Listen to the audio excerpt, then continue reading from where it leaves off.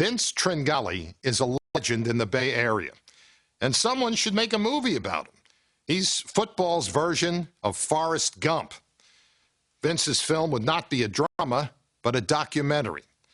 Because when it comes to Tringali's life, truth is definitely stranger than fiction.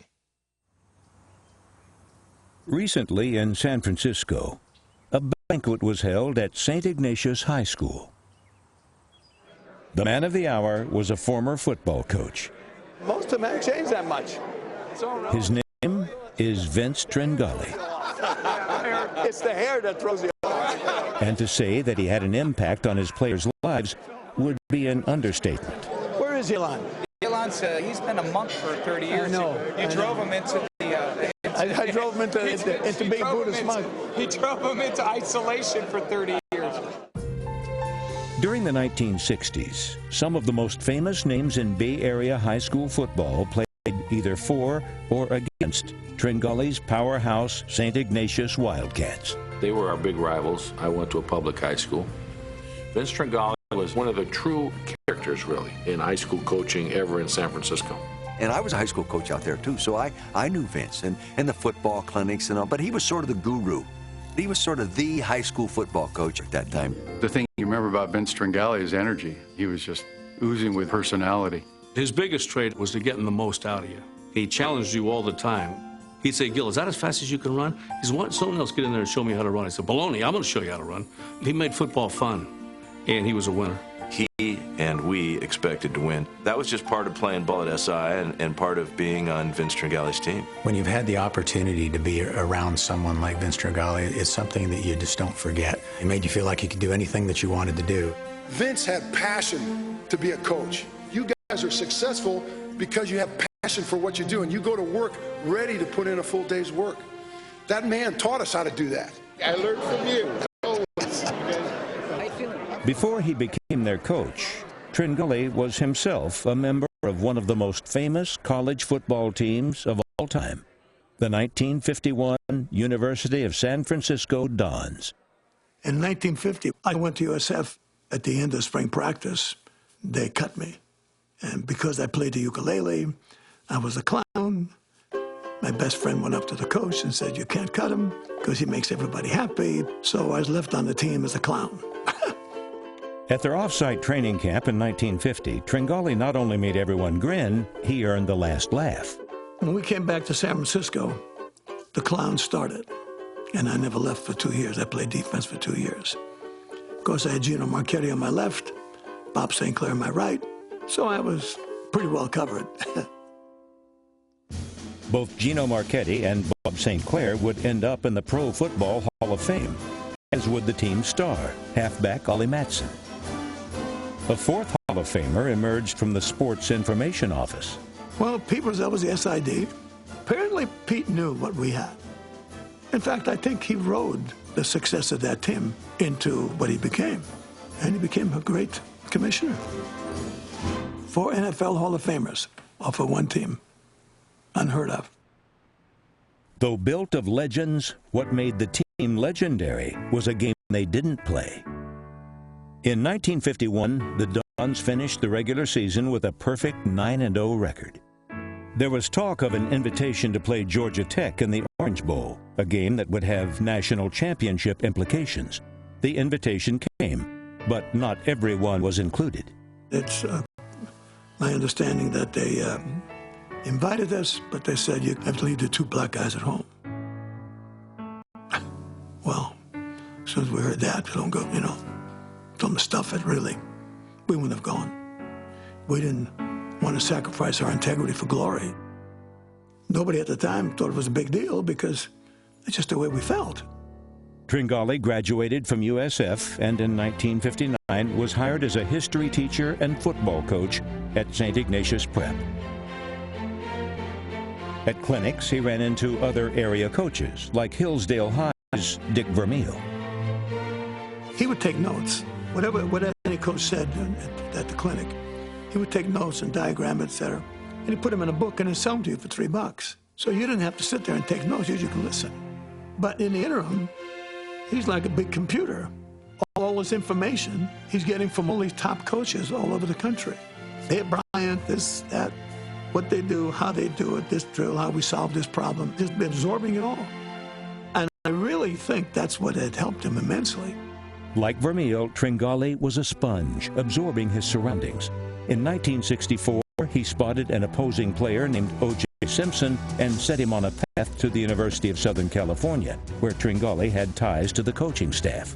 He came running by my bench, and I said, I better call USC, because this kid's pretty quick. I called USC up, and I said, I got one. Now, you always say that. I said, no, in this case, I do. But before Simpson could attend USC, he had to improve his grades at the City College of San Francisco. He was flunking out, and they called me up and said, you got to do something. I said, what can I do when he's flunking out? Who were the teachers? Well, one was an ex-teammate of mine. So I called him up. Hi, Larry. I can't tell you what he said. It was nasty. I said, I'm just saying hello. He said, no, you're not.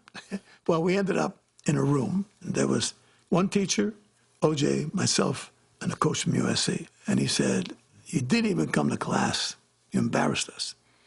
But because of him, and he points to yours truly, we're going to give you a break. Well, failing grades became passing grades. Keeping the juice eligible led to a national championship for the Trojans in 1967 and earned Tringali preferred status on the USC sidelines. I saw him play every game at USC. I went down every home game for McKay for 15 years almost. They won 4 championships, 4 national championships in those 15 years. I got 1 ring. That's the national championship ring they gave me. That was a great 15 years.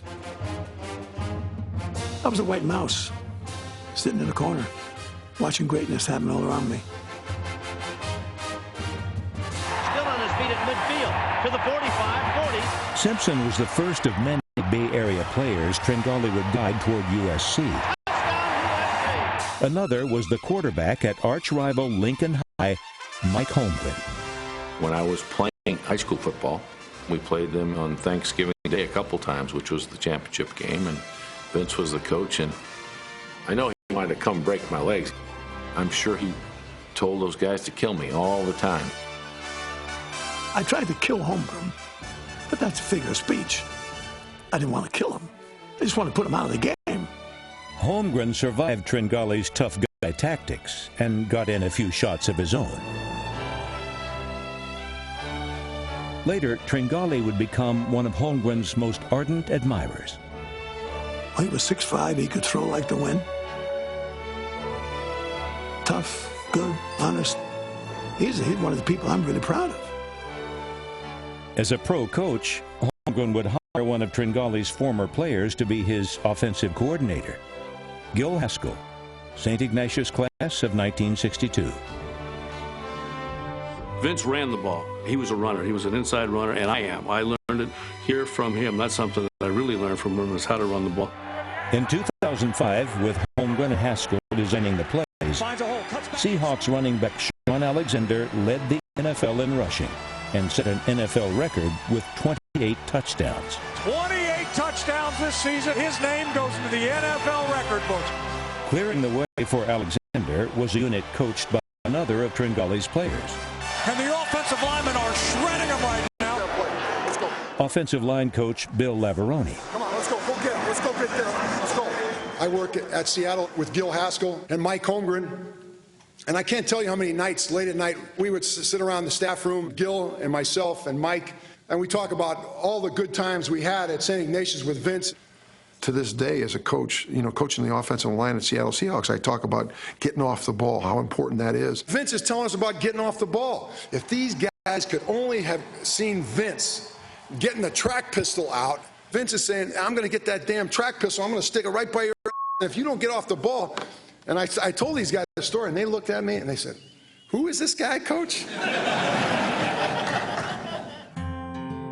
In the fall of 1967, a junior named Dan Fouts transferred into St. Ignatius. I had a great team, but I needed a quarterback. Gift of the Magi. God, he was a big, strong, good quarterback. He could throw. Problem was I had a bag. Every time I gave him the ball, he got 9 to 10 yards or a touchdown. And I think John McKay once said, when the ball's in the air, it belongs to anybody. When it's in your arm, it's yours. We ran the ball a lot. I got to give the kid credit. He never complained one time about not throwing the ball. He was a team player. When Phelps did throw, he showed flashes of his coming brilliance. As a junior, he led the Wildcats to their 4th city championship under Tringali. But as a senior, the future Hall of Fame quarterback was trumped in the playoffs by a future Hall of Fame receiver. And came second by an inch. A guy named Lynn Swan beat me. He caught a pass that ran through 3 guys for a touchdown, and that's what beat us. The 1968 season would be Tringali's swan song as coach at St. Ignatius. Though he stopped coaching, he has never stopped supporting his former players. That support can take you from your present day and maybe troubles that you're having and transport you back to a time when you were having fun and having success, being part of a great experience. Whenever he calls, that's what happens to me. Phelps was the most famous player Tringali ever coached at SI. The most high-profile St. Ignatius student he didn't coach is longtime NFL assistant Al Saunders. Al Saunders is a little different case. Al was an Olympian swimmer, and his father wouldn't let him play football. When I had a meet and would set a record and come back and have Vince put his arm around me in the hallway, and he called me Fish. He'd say, "Hey, Fish, what a great job." Receiving his praise was just the top of the mountain to a young kid at St. Ignatius High School. My experience with Vince Tringali was in the early 60s. At that time in our country, there was all kinds of different strife. The drug culture and the free love experiences in San Francisco were at their highest, and there was a lot of different directions a lot of young kids could go. Vince Tringali stood for what was right in America to a lot of young high school students. When he left St. Ignatius, he went to San Jose State, and he went out for football. Vince was probably one of the main reasons that I left the sport of swimming on a very high national level and went into football. I got more from Vince maybe than even a lot of students that ended up being around him as football players. You're one of mine as far as I'm concerned. Anybody can do what you did. No high school ball at all, and make a San Jose State team, an all-league, and become head coach of the San Diego Chargers. Come on. I'll take it any time. That's one of my players. I don't care what you say. In 2002, Al Saunders' Chiefs and Gil Haskell's Seahawks went head-to-head in an offensive battle that would set an NFL record. And another first down. That's over the middle. Caught first down. Chiefs. After the game, they had one person on their minds. They both called me up and said, "We're going to send you something. We think you might like it." And this is the two of them after a game where they broke the NFL record for first down for one game. 32 each team. They're two St. Ignatius boys breaking an NFL record, and they sent this picture to the coach. I thought it was great. The salutation really makes me feel good, too, that they feel this way about me. Because that's all you get out of coaching is what's on there. What they say there means more than any championship I ever won. I think, to a man, all of us who played for Vince owe him a debt of gratitude. He insisted that we be tough, and it lays a foundation for you at an early age. He was very instrumental in my life and really helped me get to where I'm at today, and I'll always love him for it. Vince, I'm a coach today because of you, and thank you. What do you really get out of coaching? You get a relationship. You get a relationship with each boy that you coach. Some of the relationships are short. Some people you coach want more of you, and you give more. Some relationships are long. Some relationships are even until death. And even then, it doesn't stop. In victory, I salute you. I salute you and I thank you very much.